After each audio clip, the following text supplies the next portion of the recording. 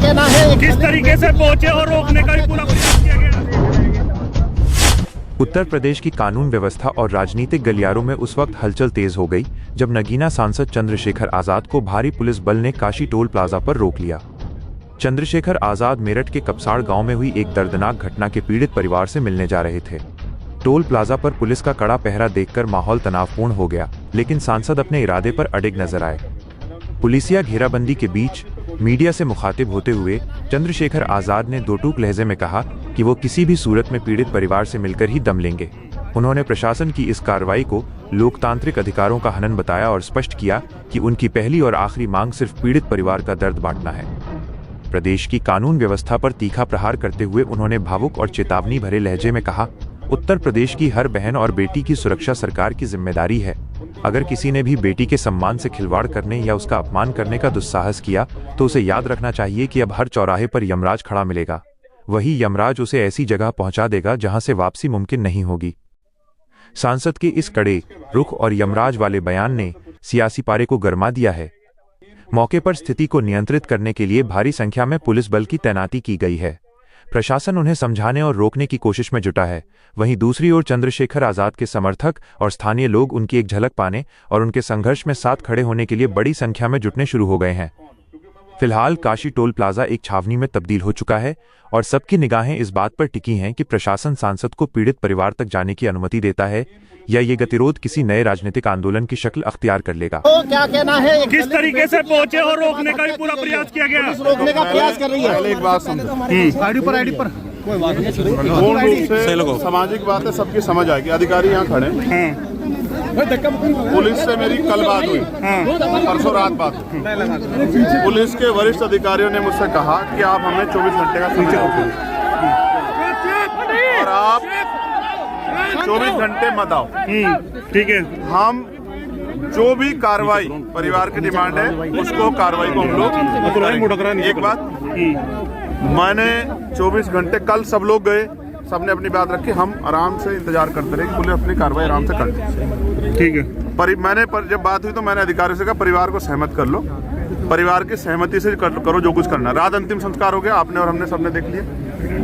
अब मेरठ दिल्ली से मेरठ आने में 1 घंटा लगता है, मुझे आज लगे 4 घंटे। कारण ये है कि पुलिस ने जगह जगह पे रोका, कई जगह पे पुलिस ने अपना काम किया, मुझे उनसे कोई विचारों से नाराजगी नहीं। लेकिन मेरी समझ में ये नहीं आ रहा है जो काम अपराधियों के साथ करना चाहिए वो हमारे साथ क्यों हो रहा है। बेसिक हो क्या रहा है, परिवार ने अंतिम संस्कार कर दिया, मेरी परिवार से बात नहीं। जिस परिस्थिति में का हम लोग उनके साथ खड़े, परिवार की जो डिमांड, जिस तरह की परिवार की इच्छाएं थी कि अपराधियों पर कार्रवाई हो, बेटी मिल जाए, वो अभी तक हुई नहीं है। तो हमारा सिर्फ ध्येय है कि हम परिवार की तकलीफ को जान लें और अपने पुलिस के साथियों के साथ, एडमिनिस्ट्रेशन के साथियों के साथ उस पर चर्चा कर लें। पुलिस ने क्या किया हमें जानकारी हो जाए और जो उस परिवार की मदद हो सकती है वही एक रास्ता है लोकतांत्रिक, इसके अलावा कोई रास्ता है नहीं।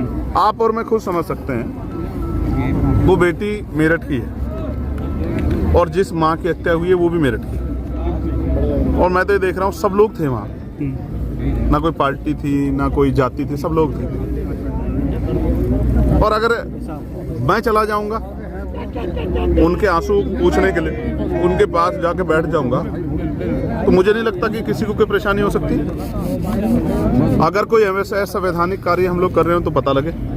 लेकिन ऐसा क्या कि मैं जिनको मार दिया गया, जिस माँ को, उस माँ से उस माँ की तकलीफ को, उस परिवार की तकलीफ को अगर मैं जानने भी नहीं जा सकता हूँ तो इसका जवाब तो प्रशासन और पुलिस दे सकती है। तो आप दिल्ली से यहाँ तक पहुँचे हैं, कई हजार पुलिसकर्मी आपको रोकने के लिए लगाए गए हैं।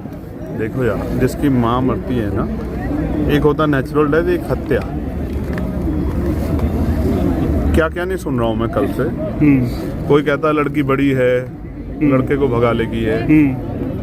कोई कहता पहले से पंचायत और किस तरह से उसकी जो इज्जत को तार तार कर रहे। हाथरस में भी यही किया था, प्रेम प्रसंग और सब चीजें। यार ये दलित की बेटी है तो क्या दलितों का खून पानी है क्या उनकी इज्जत नहीं है क्या? मैं तो उसको मेरठ की बेटी कह रहा हूँ। उनको तो शर्म आनी चाहिए जो इस तरह की बातें उस बेटी के बारे में कह रहे हैं। मगर मैं हिस्ट्री पढ़ा हुआ व्यक्ति हूँ और मैं जमीन से आया हूँ। अगर ये अपराध, हालांकि मेरी असहमति है, किसी के साथ ना हूँ, अगर किसी दलित समाज के बच्चे द्वारा हो जाता अज्ञानता में तो उनका घर जल जाते जी। उनकी महिलाओं को वहाँ से पलायन करना पड़ता। मैं भारत को की हिस्ट्री मैंने पढ़ी है। मैं तो संवैधानिक तरीके से सिर्फ और सिर्फ आरोपी पे कार्रवाई की मांग कर रहा हूँ। क्या मांग है? मांग यही है ना, वो जमीन खा गई, जमीन निगल गई, आसमान खा गया, कहाँ है आरोपी? पुलिस के हाथ तो बहुत लंबे हैं। मुझे रोकने के लिए हजारों पुलिस, मैं दौड़ रहा हूँ मोटरसाइकिलों पे, 20 जगह तो रोका, गाड़ी टूट गई, चोट लग गई, सब कुछ हो गया। ठीक है, मैं सब चीजें हो सकती हैं यार। ये फोर्स लगनी चाहिए थी आरोपियों की गिरफ्तारी के लिए, ढूंढने के लिए। मैं तो कह रहा हूँ जब 24 घंटे का समय आपने मांगा, हमने तो दे दिया ना। आप और बताओ आपको क्या चाहिए? पुलिस ने 48 घंटे कहा कल। पुलिस तो फिर कल को और फिर 48 कह देगी, फिर क्या करेंगे? अगर गिरफ्तारी नहीं हुई, चंद्रशेखर क्या एक्शन लेंगे? देखो यार, मैं फिर बता रहा हूँ, ये मामला मेरे लिए नॉन पॉलिटिकल है। कारण उसका ये है, 2 दिन ठंडे हो जाएंगे, लोग अपने अपने घरों में बैठ जाएंगे। जिसने माँ खोई है उसको पता है, जिसकी बहन आज नहीं मिली है उसको पता। सोच के देखो ना, ये एसपी साहब हमारे खड़े हैं, राघवेंद्र जी, इनकी बेटी होती, मेरी बेटी होती, जो लापता होती, क्या एक बाप एक भाई बैठ जाता आराम से? यार हम किसी के विरोध में नहीं है, और ये मैं किसी जाति से इसका कंपैरिजन नहीं कर रहा हूँ, लेकिन आरोपी तो आरोपी है ना यार। कौन मदद कर रहा है उसकी? कहाँ चला गया वो? क्या हो गया? मैं तो कहाँ से कहाँ, एयरपोर्ट से लेके मेरे पीछे लोग उसका नहीं मिल रहा, वो कहाँ चले गए? ऐसा मत करो ना। चौराहे मुंह पर ढक के आना पड़ा सीसीटीवी सर की बात की जाती है, आप मुंह ढक करके सड़क पर चल रहे हैं। आपके सामने है, मुझसे क्यों कहलवाना चाहते हो? जो काम आरोपियों के साथ जो सलूक करना चाहिए वो तो जनप्रतिनिधियों के साथ किया जा रहा है। पता तो नहीं था सुबह से, यहाँ सब लोग इंतजार ही कर रहे हैं ना। किसने पुलिस से बे भी नहीं कहा होगा? यार हम संवैधानिक लोग हैं, और मैं बहुत जिम्मेदारी से कह रहा हूँ, पुलिस अगर चाहे ना तो घंटों में बरामद हो जाएगी, घंटों में। तो पुलिस नहीं चाह रही, आपका मतलब ये? आपको ये लगता है कि पुलिस संरक्षण दे रही है? मैं बिल्कुल क्यों ना कहूँगा। अगर नहीं मिली है, कितने घंटे बीत गए? जरा मेरा ज्ञान बढ़ा दो, कितने घंटे बीत गए? 48 घंटे से ज्यादा समय हो बीत गया ना। पुलिस का कमिटमेंट पूरा नहीं हुआ ना यार। हमने तो बड़े बड़े माफिया जाते देखे हैं, घर से उठा लाती है पुलिस। क्या हो गया पुलिस को? हम तो इस खाकी पे गौरव करते हैं भाई। मैं तो अकेला आदमी जो पार्लियामेंट में खड़ो के पुलिस के लड़ता हूं। क्या पीड़ित परिवार से मिलने के लिए जाएंगे? पुलिस रोकने के लिए बैरिकेडिंग कर रही है। अगर उस पक्ष को नहीं सुनूंगा तो अपनी बात कैसे कहूंगा? आप बताओ।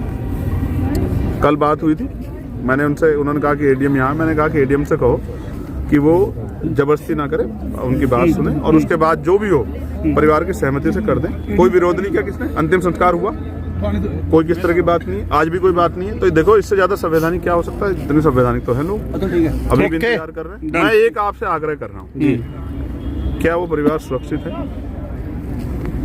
क्या वो अपनी बात सही ईमानदारी से कह पा रहा है?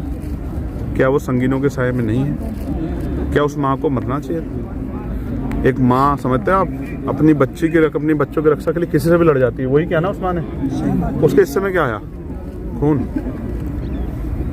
क्या हमारी माँ को दर्द नहीं होता यार? वो माँ है हमारी, उसके सम्मान की रक्षा करने के लिए खड़े हैं। चंद्रशेखर लड़ेंगे, मुलाकात करेंगे। देखो, मैं बात करूंगा, ये मेरी मुलाकात करा था। मैंने फिर कहा ना, कई चीजें ऐसी होती है ना जो राजनीति से परे हो जाती है। ये मेरी मुलाकात करा दें और ये बता दें इन्होंने क्या कार्रवाई की। ओके, और फिर जो भी बात आएगी वो आपके सामने आ जाएगी। ठीक। लखनऊ की हर बड़ी हलचल, अपराध की सच्ची खबरें, द लखनऊ टाइम्स, सबसे तेज, सबसे सही।